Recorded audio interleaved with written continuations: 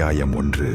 இருளில் எழுந்த ருத்ரன். பல நூற்றாண்டுகளுக்கு முன்பு கருங்காடு என்ற மாய உலகம் இருந்தது.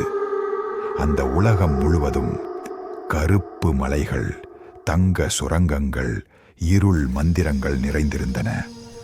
அங்கே வாழ்ந்த மக்கள் அடிமைகளாக வேலை செய்தனர்.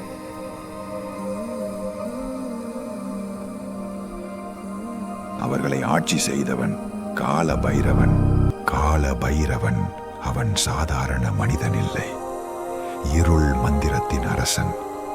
அவன் நடக்கும் போது பூமி நடுங்கும்.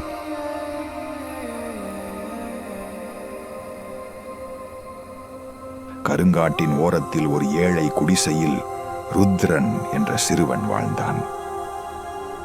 அவனுடைய அம்மா இறப்பதற்கு முன் அவனிடம் சொன்னாள், பயந்து வாழும் மனிதனை உலகம் மறந்துவிடும், ஆனால் உலகத்தை நடுங்க வைக்கும் மனிதனை வரலாறு நினைவில் வைத்திருக்கும். அந்த நாள் முதல் ருத்ரனின் மனதில் ஒரே தீ, நான் சாதாரணவன் இல்லை. அந்த மாய உலகில் பல ஆண்டுகள் கடந்தது. ருத்ரன் பெரியவன் ஆனான்.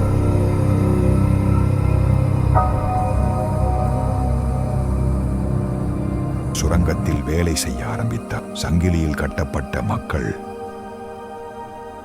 பசியால் அழும் குழந்தைகள், இருள் வீரர்களின் கொடுமை எல்லாம் இருந்தது. ஒரு நாள் ஒரு காவலன் வயசான மனிதனை அடித்தான். அந்த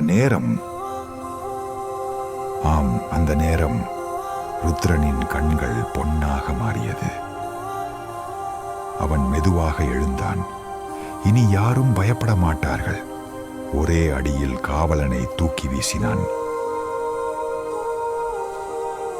ஒரு பெயர், ஒரு பயம். அந்த சம்பவத்திற்கு பிறகு கருங்காடு முழுவதும் ஒரு பெயர் பரவியது, ருத்ரன். அடிமைகள் அவனை நம்ப ஆரம்பித்தனர். ஆனால் கால பைரவன் கோபத்தில் எரிந்தான். என் உலகத்தில் எனக்கு எதிராக யாரும் உயிருடன் இருக்க முடியாது. ருத்ரனிடம் ஒரு ரகசியம் இருந்தது. அவன் உடலில் பழமையான அக்னி மந்திர சக்தி உறங்கிக் கொண்டிருந்தது. அவன் கோபப்படும் போது தரை உடையும், கருப்பு தீ எழும், வானம் சிவக்கும். ஒரு கருப்பு இரவு கால பைரவன் தனது 1000 இருள் வீரர்களுடன் வந்தான். மழை கொட்டியது, மின்னல் வானத்தை பிளந்தது. ருத்ரன் தனியாக நின்றான். பின்னால் 1000 அடிமைகள், முன்னால் கால பைரவன். ருத்ரன் மெதுவாக தலையை உயர்த்தினான். அவன் கண்களில் தீ எரிந்தது. நான் மனிதன் இல்லை.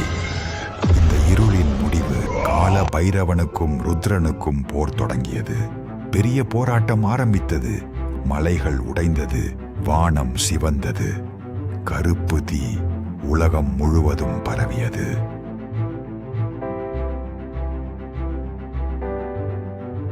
இறுதியில் ருத்ரன் தனது அக்னி சக்தியால் கால பைரவனை தோற்கடித்தான். அடிமைகள் அனைவரும் கண்ணீருடன் கத்தினர், ருத்ரன் வாழ்க. இப்படியான அதிரடி மற்றும் மர்ம கதைகளுக்காக எங்கள் சேனலை சப்ஸ்கிரைப் செய்து மறக்காமல் பெல் ஐகானை அழுத்துங்கள். உங்கள் ஆதரவுதான் ருத்ரனின் அடுத்த பயணத்தை உருவாக்கும்.